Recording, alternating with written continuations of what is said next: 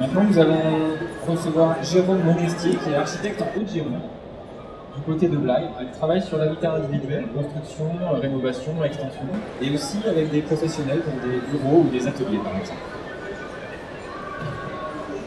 Merci Julien. Bien, comme l'a dit Julien, en effet, je travaille en Haute-Gironde, à une quinzaine de kilomètres de Blaye. Je suis Jérôme Monestier. J'exerce mon activité depuis une dizaine d'années. Je fais plusieurs bâtiments, plusieurs types de bâtiments. Je propose à mes clients souvent mes clients me sollicitent souvent pour des bâtiments industriels, des bureaux, des ateliers. Donc beaucoup d'ossature métallique, l'environnement le permet. Des maisons individuelles, bien évidemment, sont nombreuses là-bas aussi. On peut facilement construire car les règlements de l'urbanisme ne sont pas trop contrariants et on peut facilement avoir des maisons assez originales. Et enfin, souvent, en centre-ville déjà occupé, on a des rénovations de bâtiments à faire, des extensions, des transformations. On peut faire des grands bâtiments qu'il peut y avoir autour de Bordeaux et dans sa cube. On peut avoir des bâtiments qui peuvent être divisés pour être organisés en logement collectif. Le projet que je vais vous présenter aujourd'hui est une surélévation au centre-ville. C'est une exploitation des surfaces non construites. Donc, comme vous pouvez le voir là actuellement, on a une espèce de dent creuse qui permet une surélévation. Tous les immeubles bordelais ne peuvent pas s'offrir ce luxe-là. Et mon client m'a sollicité pour développer son immeuble et le mettre en valeur. Ainsi, on organise une mise en valeur du patrimoine. Ça plaît à la ville de Bordeaux, ça plaît un peu à tout le monde. Donc c'est l'occasion, ce genre de surélévation, d'améliorer l'architecture, le confort, et également une valeur ajoutée financière, le bien immobilier. On fait là sur ce bâtiment 47 mètres carrés de plancher. La valeur financière dès lors augmente de temps. Il faut savoir qu'une surélévation de ce type-là en milieu citadin, c'est de l'ordre de 2000 à 2500 euros le mètre carré architecte compris. Donc quand on fait une surélévation et qu'on construit comme ça, on sait que la revente peut conduire à 4000 à 4500 euros le mètre carré, donc une plus-value d'environ 2000 mètres carrés euros par mètre carré construit. L'exploitation des surfaces ici présentées est conforme à la loi contemporaine sur l'urbanisme, qui est la loi ALUR, qui nous demande de densifier les surfaces construites et de les mettre en valeur. L'étalement urbain est assez critiqué en ce moment et par ce genre de projet, on parvient à densifier les constructions.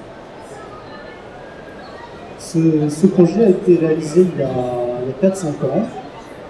Mon client est venu me voir en me parlant de son intention. Il souhaitait avoir une extension de son bâtiment d'environ d'un étage pour construire 2 chambres et une salle de bain. Et la morphologie de la parcelle ne permettait pas, de rendre l'opération assez délicate, d'autant plus que les chantiers se faisaient en travaux en site occupé. La famille de 4 personnes vit sur ce site-là. La cour intérieure que vous voyez sur les photos de droite, en ce qui me concerne aussi d'ailleurs, montre une cour assez découpée. Et pas très organisée. On y perçoit un patchwork et c'est vrai que c'est difficile de lire le bâtiment.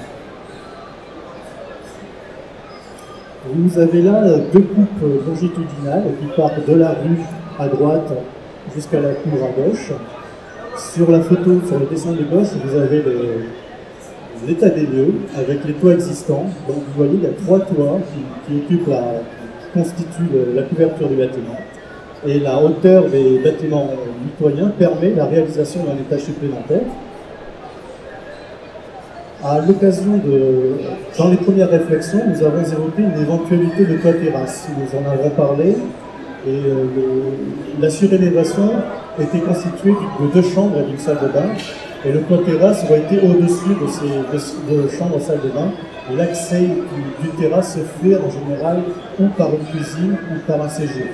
Elle doit être facilement d'accès. S'il faut monter 2 étages, c'est une terrasse qui est rarement utilisée et c'est un surcoût. Donc on a fait le choix de ne pas construire le toit terrasse et on a pris un toit traditionnel conformément à ce qui nous était un peu demandé, même si aujourd'hui la mairie de Bordeaux autorise les toits terrasses.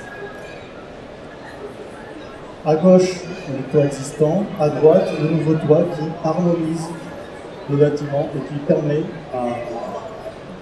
de la cour un dessin de façade beaucoup plus régulier. Vous avez ici la façade du premier projet que j'ai esquissé avec mon client. Je lui ai proposé une surélévation en bois car c'est ce qui est le plus rapide et le moins salissant, je dirais. C'est un peu plus onéreux, mais c'est beaucoup plus pratique. Donc je lui ai proposé cette façade-là, donc la façade sur rue qui est en bois, et la façade sur cour également. Mais à l'époque, on a sollicité quand on a proposé le projet à la mairie, nous avons été confrontés à des choix, à un discours qui nous demandait d'être un peu plus harmonieux avec les façades existantes et de ne pas mettre autant de bois sur la façade. J'en ai parlé à mon client qui a accepté tout à fait de remettre en question ce projet-là. Donc comme vous le voyez, il y a une grande baie vitrée qui éclaire une chambre qui est derrière. Cette grande baie vitrée est fermée par un volet coulissant avec des dessins de bardage en bois qui permet d'animer la façade. Le prix de cette surélévation avait été estimé, architecte y compris, à 110 000 €, mais sans les travaux de rénovation qui allaient suivre cette proposition. Donc, fort de la demande de la mairie, nous avons remis en question le projet et j'ai inclus de la pierre dans le projet. Donc sur le triptyque qui vous est présenté là, vous avez à gauche l'état des lieux du bâtiment sans sa surélévation, l'image de synthèse du projet retenu qui a été modifié après, et la réalisation après travaux. Donc on peut comprendre qu'il y a une réelle correspondance entre l'étude que j'ai proposée à mon client et la réalisation des travaux. Donc il faut savoir que la modification qu'il y a eu entre le projet initial avec une façade en bois et ce projet-là avec une façade en pierre, aucun projet n'est arrêté. Quand on étudie avec un client, on discute, on échange, et il y a toujours des aléas ou dans l'étude, dans les exigences des mairies ou dans le budget, et bien l'architecte s'adapte à ce que demande de son client, son maître d'ouvrage. Donc là, j'ai remis en question ma façade et je lui ai dessiné celle-ci, donc il y a 2 fenêtres, or que le projet initial n'en avait qu'une seule, et le matériau principal est une façade en pierre. De cette modification-là, vu qu'on a fait de la pierre, mon client m'a demandé si son budget lui permettait de faire une rénovation de la façade. Donc on en a profité pour faire un ravalement de la façade existante, et ainsi on est arrivé à... Le chiffrage sans architecte m'a permis de faire un bâtiment à 123 000 € TTC au moment de la conception. Le plus délicat en centre-ville, quand on a un petit projet comme ça, c'est le dessin de la façade. On passe beaucoup de temps à rendre la façade harmonieuse, à faire ses traits, à faire les modules, à densifier le dessin de la façade suivant les matériaux.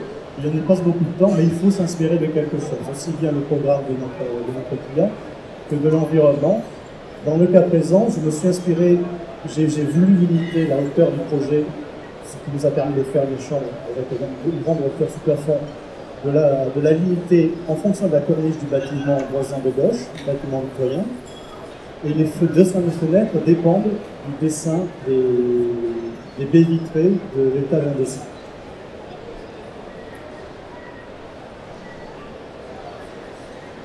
Les travaux sont la partie la plus éprouvante pour un maître d'ouvrage. C'est là où les premières contrariétés et le confort est remis en question.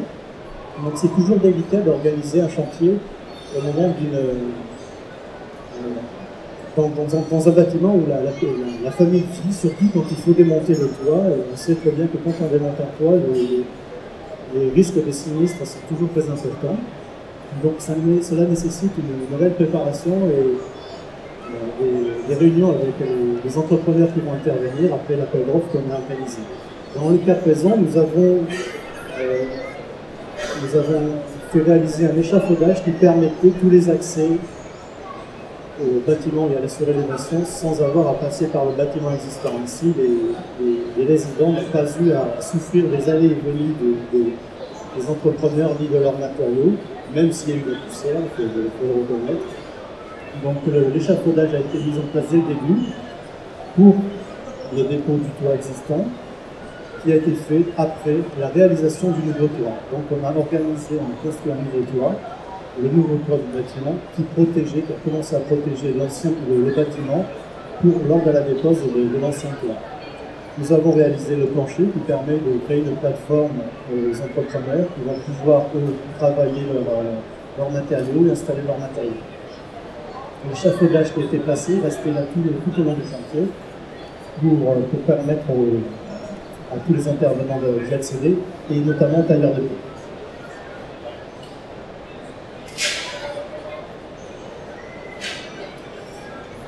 Les constructions bordelaises sont toujours équipées de petites pièces en arrière-cour qu'on appelle des souillards. Ce sont